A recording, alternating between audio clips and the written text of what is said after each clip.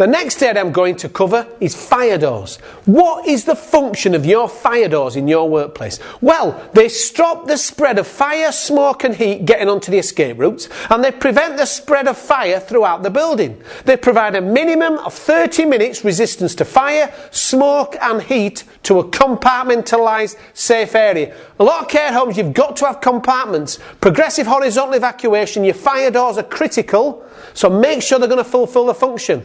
Protect storage areas well, for example data or combustibles. Anything high risk storage areas have got fire doors to stop the threat of fire. Now if you look on here, this shows you what the key things are on a fire door. They must have self-closers, and they will generally have at least 3 hinges, 3 solid hinges, and they should also have smoke seals, which is like a little brush that goes all the way down the side, a little brush, and intermittent strips.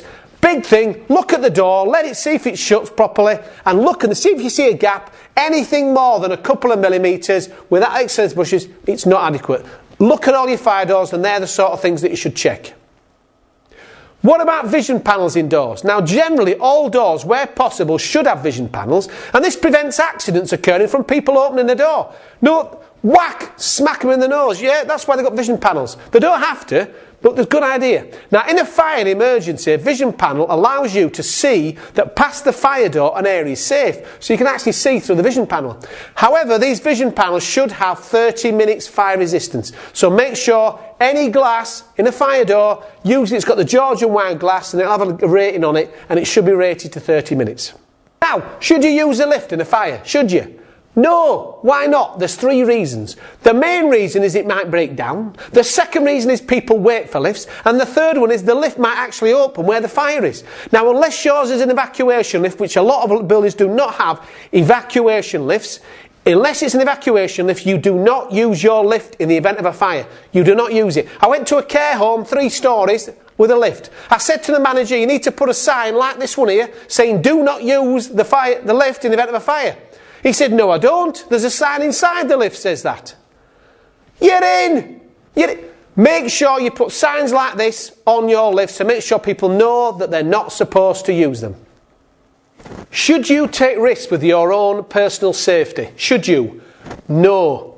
You do not take personal risks. If you're walking down the corridor and there's smoke in the corridor, do you carry on? No. You don't ever go into smoke. One key thing in your industry, you don't take personal risks. We do ask you to do some jobs to try and get the residents out of the building, but you do not take personal risks. You do not put yourself at risk. Now the next area I'm going to look at is the issue of false alarms. We get a lot of false alarms. As I said before, burnt toast, aerosols, we get a lot of false alarms. They become a real problem. If you get frequent false alarms in your workplace, people become complacent. They don't respond in there and they think, oh, it's another false alarm. In such circumstances, you may be failing to comply with the law. Yeah, you've got to have adequate means for raising the alarm. Now, all false alarms should be investigated to identify the cause of the problem and any remedial action required. To help reduce the number of false alarms, the system design and location of your detection and activation devices should be reviewed. In other words, are they the right detectors? Don't put smoke detector that's really sensitive in a kitchen. Review it. For example, if a smoke detector is used in a bedroom with an ensuite, you might get false alarms due to the steam from the ensuite going in and setting the alarm off. A heat detector therefore might be more suitable, providing the findings of the risk assessment show it to be more appropriate in each individual case. Similarly, if a manual call point is placed in an area where there's continual movement, in other words it keeps getting bussed, relocate it or get a cover on it. Make sure you make all attempts to reduce numbers of false alarms. Do you carry out regular fire drills in your workplace? How frequently should you do them? Base it on the risk assessment. However, it is general good guidance to do them biannually, every 6 months. That's what minimum. When you carry out, should you involve your residents? Should you? Well, if you can injure a resident doing a fire drill, you don't involve them. So ideally, it'd be great to involve the residents if they're able-bodied and they're not going to react. But if any of your residents can be injured, then you're not going to do it because there's a balance between health and safety. So involve them if you can, but not if they can be injured. Should you tell people when you're doing a fire drill? If I told you there's a fire drill at 3 o'clock, what are you doing at 5 to 3? I'll tell you what you're doing, your handbag ready, coat on. Yeah? One premise, I told the manager, he told the staff, we're having a fire drill at 2 o'clock. He looked outside at 5 to 2, there's 18 people at the assembly point having a fire, having a smoke, waiting. Yeah? Don't necessarily tell people, but if you are going to set the alarms off in a fire drill, make sure someone's by the panel. Because if not, the staff will get to the panel, there's nobody there, they'll call the fire brigade out. That happened at one of the homes I did training at, and the manager went mad. She said, why didn't you come and find me? They said, well, how do we knew it was a fire drill? They didn't know. Do you see what I'm getting at? If you're going to set the fire alarm off to get a drill, make sure you stand at the panel, because if not, the staff will call the fire brigade. Then you just say to them, it's only a fire drill, now what would you do? And then there's nothing wrong with silencing the alarm while you carry out the rest of the drill. In other words, don't cause distress to all your residents, but do your fire drills. Now, the next thing I'm going to look at is the evacuation procedures from your premises. Now, the evacuation procedure sign should be prominently displayed around your workplace. Similar to this one here. It should be prominently displayed around your workplace so that everybody knows what to do. Put it by the call points. Make sure your staff know what to do. And definitely have a copy by the fire panel. Because if people can't remember, at least they can read off the fire procedures, what the fire procedures are. Now, you're walking past the door, you see smoke under the door. Do you open the door? Do you? People say to me, I've checked the door for heat. Why? If you see smoke under the door, why are you checking the door for heat? I would say if there's smoke under the door, there's a very good chance there's a fire in that room. If not, there's a smoker going. You only check the door for heat if there's no smoke. If you see smoke under the door, you raise the alarm. How would you raise the alarm initially? What would you do? Shout. What would you shout? Fire, fire. Don't run round the building shouting there's a fire, you're all going to die, but you might shout to a colleague, fire. Then you break the glass. What do you break the glass with? The little red boxes, break glasses, what do you break it with? Your thumb. Press it. Press it. That's what you do, you press the glass. Then what do you do? Anyone in the vicinity, evacuate and make sure you call the fire brigade. What's the number for the fire brigade? Now, it's 999, however, if your building requires a 9 for an outside line, don't forget it's 4 9s. That's the old number for emergency services. Are you aware of the new number for the emergency services? The new number is 112. That is the new number. People say, why have they changed it? Europe. 112 is the European number for emergency services. Any country you're in Europe, in England, anywhere in Europe, Spain, France, you're in 112, you will get the emergency services. People say to me, 112, 112, 112, 121, what's the best way to remember it? What is the easiest sum you can think of?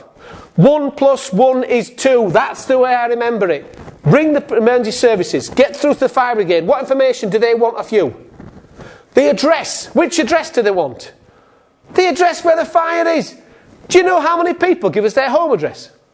Research has indicated up to 1 in 3 people will give their home address. Why?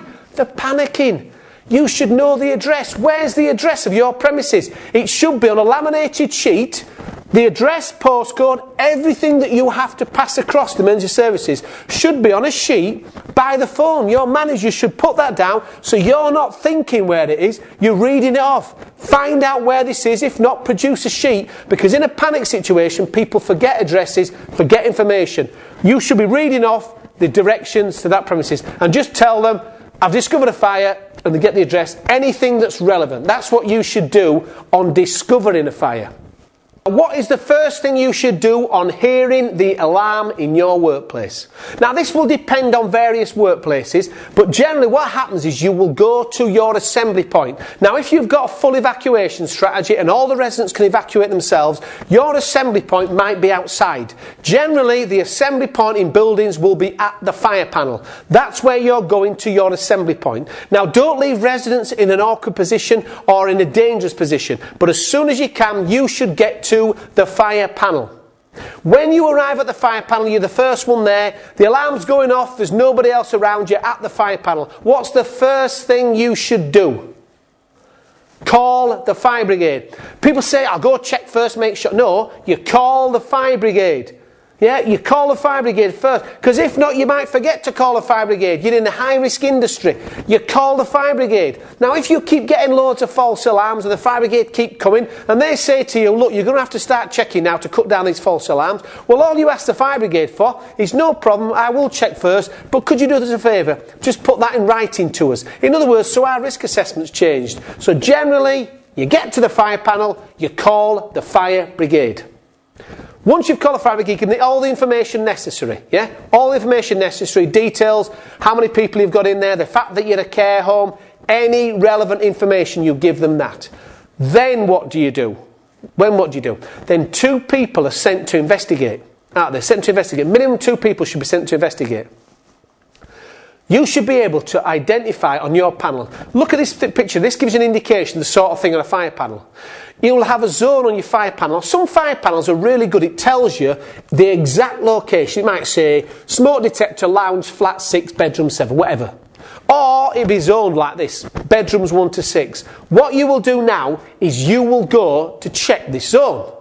If safe to do so. If you're walking down the corridor to check the area and there's full of smoke, what are you going to do? You turn back. However, generally you go check. Now, what are you checking for? This is a key thing. When you go checking the zone, what are you actually looking for? Well, any sign of smoke, any sign of fire, or the red light. You're checking for the red light on the detector. If the detector's gone off, it will illuminate red. That's what you're looking for, the light. So when you go down the corridor, look up, look at the detector. There's no red light on that one. That's what you're looking for. Then you check all the rooms in that zone. Now, when you come to a door, what's the first thing you check for before opening that door? Well, smoke. Any sign of smoke, what are you going to do? Don't open it. Evacuate that area. No smoke. Now what would you check for? Heat.